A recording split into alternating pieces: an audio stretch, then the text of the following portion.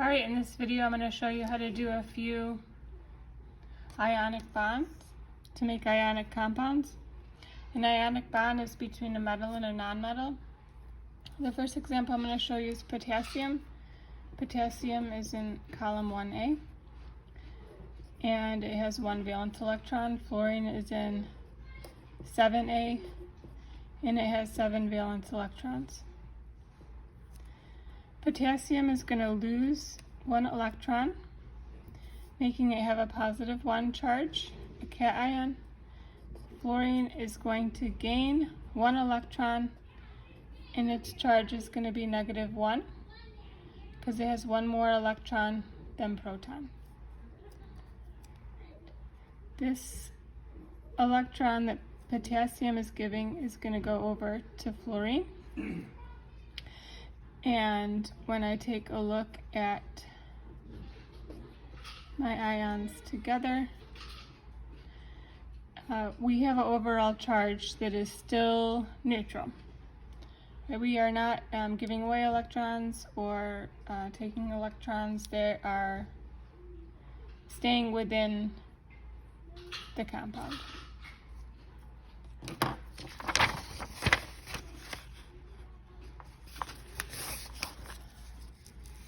The next example I'm going to do is magnesium and iodine.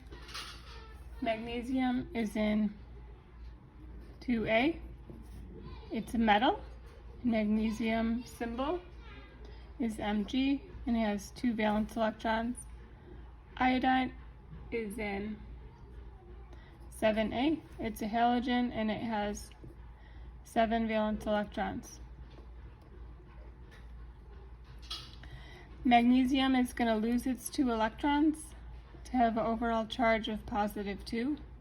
Iodine is going to gain 1 electron and have an overall charge of -1. Because my compound needs to be neutral and magnesium has +2 charge and iodine only has a +1 charge, I'm going to draw a second iodine.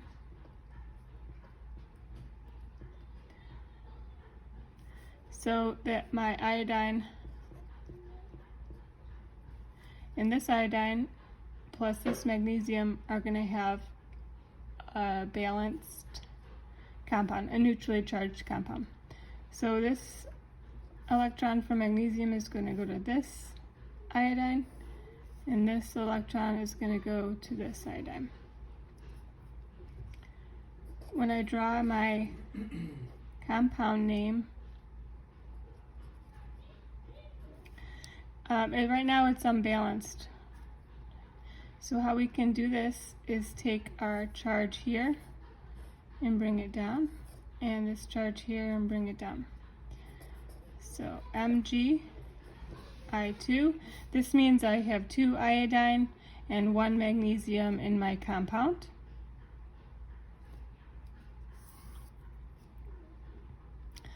Also, you can tell I have 1 magnesium and 2 iodine from the Lewis dot structure. Let me do one more for you. Let's see, let me pick a different one.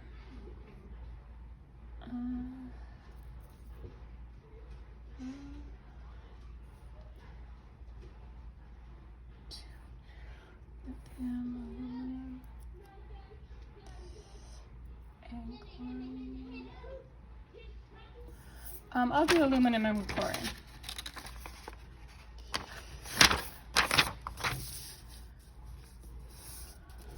Aluminum, so I did this one, this one, this one. Aluminum is in the boron group. It is 3A and it will have 3 valence electrons. It's easier to lose 3 electrons than it is to gain 5 electrons, so I'm going to have an overall charge of +3 for my aluminum. Chlorine is in 7A, it's a halogen, and it has 7 valence electrons.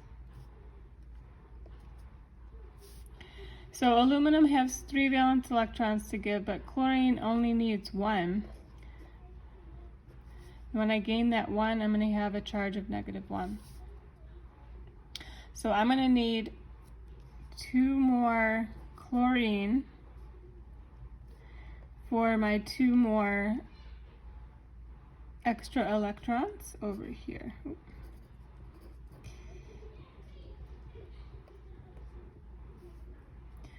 So this one go here, this one will go here, this one will go here. So when I take a look at my compound, I'm going to cross over. So AlCl3. My subscript tells me how many of that atom are in my compound. So I have 1 aluminum. The 1 doesn't get a subscript, but the rest do. And then I have 3 chlorine, which is indicated by my subscript 3. So when you're doing your assignment, I'm expecting you to, for 1 point, draw the Lewis structure for both elements.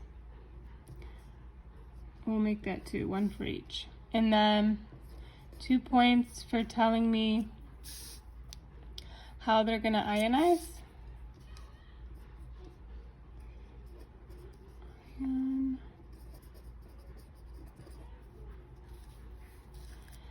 And then 2 points for giving me the compound symbols with the correct number of each element based on our valence electrons and our ions that we create. You need your periodic table for this. Let me know if you need any additional samples.